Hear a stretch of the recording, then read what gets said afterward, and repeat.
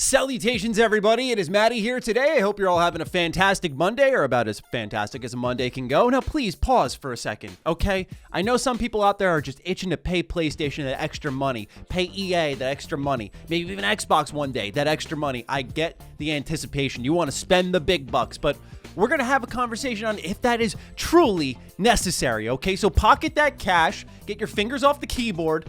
Let's have a talk. All right, so we're getting into PlayStation and their director's cut movement, which is leaking into other parts of the industry. We're already seeing EA take some notes and doing their own egregious things with it. And much like we talked about with single-player games just last week, I feel this is another slippery slope incoming for games. As we transition from one generation to the other, we're having these upgrades be taxed in the most silly manner. And I was actually going to have a talk on this last week, but I'm glad I waited because here over this past weekend, we've had a multitude of rumors, leaks, and discussions on director's cuts for PlayStation games, where we have 4 or 5 really to go through now, come to the PS5. So let's get it started with one that's rumored, and I think it sets the stage well because while it's not confirmed, it's one we've heard about a lot, and it's one that I think we could all accept because it makes sense. That's Bloodborne Hunter's Edition is what it's called, coming to PS5 and PC at some point in time. Now, this leak comes from the same person who leaked Stranger of Paradise Final Fantasy Origin, which was, the chaos Final Fantasy game,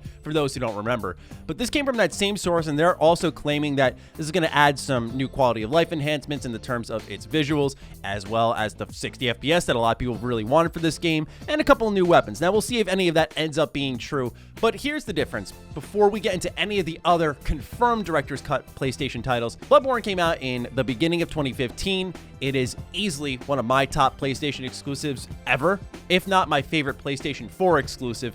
I've played this game time in, time out, and when I fired up a new playthrough in 2019, I went, you know what? I think it's time to wait. Now, silly me, I thought it would be out at some point in time sooner than what we're talking about now.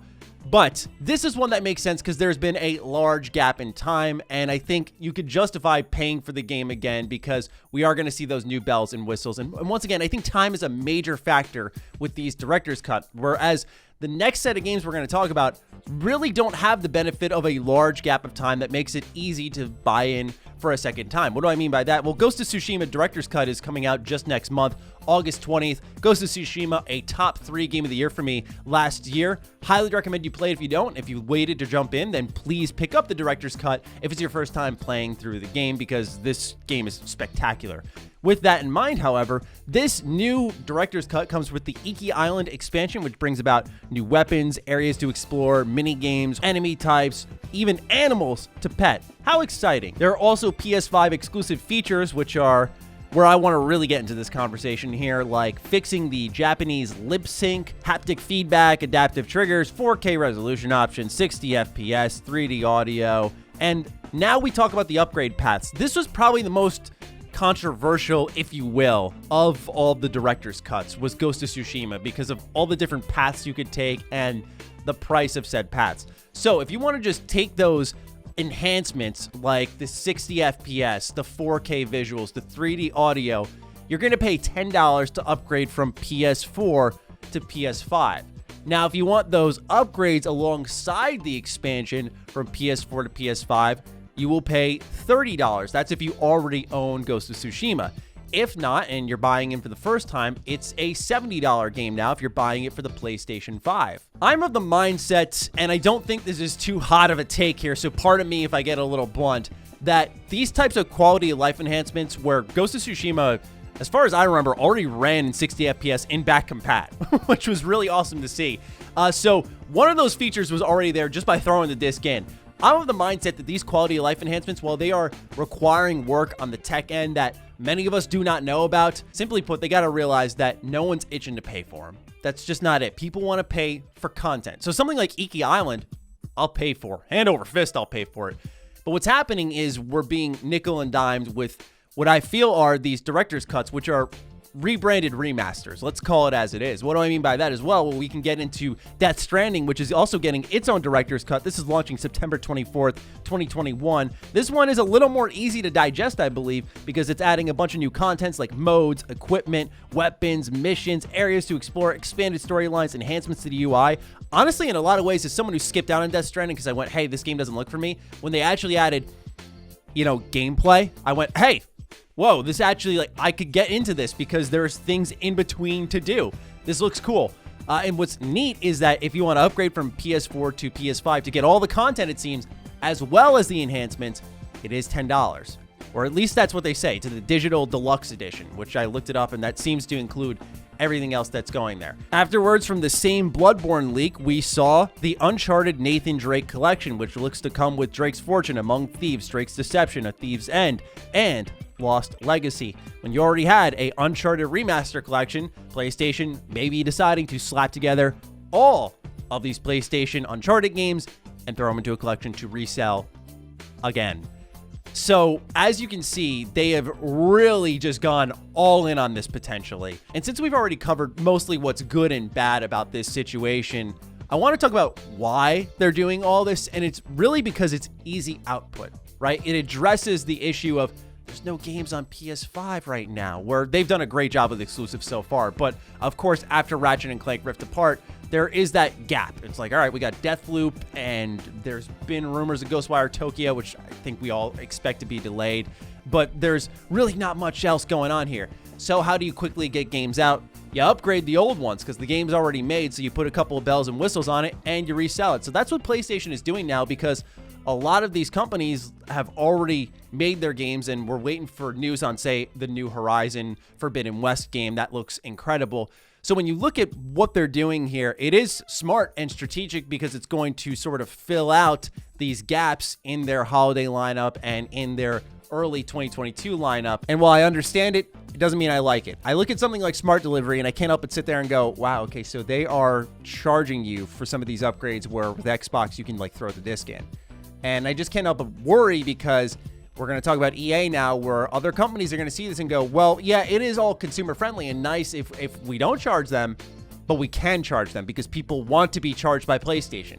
That's the thing. You'll even see in this video in the comments. I know people will argue against me. People want to be charged by PlayStation. They want to pay them the money. I don't know why, right? Like, your PlayStation allegiance and fanship does not disappear if you're like, I don't want to pay you $10 for 60 FPS, sorry, and 4K. Yeah, that's fine. Like, I promise you, you're still a PlayStation fan. Nothing gets revoked with that. But then you look at EA, and I'm like, okay, you're going to start to see this with other companies, for sure. No doubt in my mind. So what they're doing is FIFA and Madden Next Gen upgrades are exclusive to higher-priced special editions. This is such an EA move. Before I even read the article, I'm just picturing a bunch of prim and proper suits sitting there, hands folded, going, we'll charge them on the most expensive parts of the games. I just want to go around the room and just be like, what the fuck is wrong with you guys? Like, really? Is this really? How did this sound like a good idea to you? Let's read. It's actually kind of fascinating. Dual Entitlement is the publisher's initiative that allows customers who purchase the PS4 and Xbox One versions of the game to access the respective next-gen upgrades at no additional cost. Last year, Dual Entitlement was included with all physical and digital copies of both the standard and ultimate editions. So, what this means is, hey, if you bought that game, you know, $60 Madden, whatever, you could upgrade that for free. Okay, pretty good, right? Well, now, the Ultimate Edition, which costs $100 on consoles and $80 on PC, anyone who purchases the Standard Edition either physically or digitally for previous consoles will need to buy the PS5 or Xbox Series X version at full price.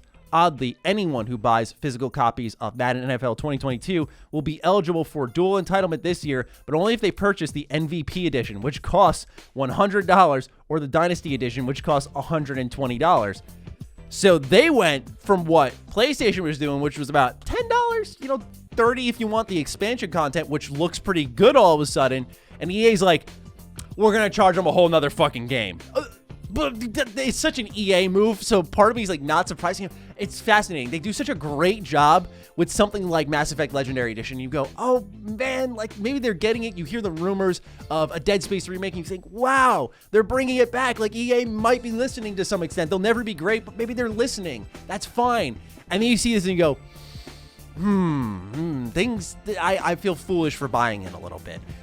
So I just worry that with these director's cuts everywhere and people, once again, it's the willingness to pay. It's not that they're bad offers. Like, I think something to me, the most appealing out of all those, of course, is Bloodborne because there's been a time gap. But if we're talking more recent releases, I think Death Stranding is actually the most appealing of them all. I think it's really hard to justify $10 for just quality of life enhancements personally. But when you're offering new missions, modes, and all that stuff, I do find Death Stranding to be the most tantalizing upgrade of them all. But even then, there is a hunger from consumers to be like, here, take my money, please. And when people like myself and others come out and say, well, I don't know if we should all just be paying for 4K options and that type of stuff. Well, that's where arguments start up and you start to see other companies step in and go, well, they want to pay, so let's make them pay.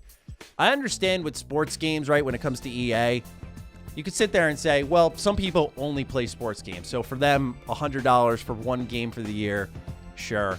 But even then, that doesn't mean that they should be taken advantage of. I'm not trying to be some hero here on my soapbox, but really, do they need to be taken advantage of because it's the only game they buy, right? Like, can't they just save $40 and that be it?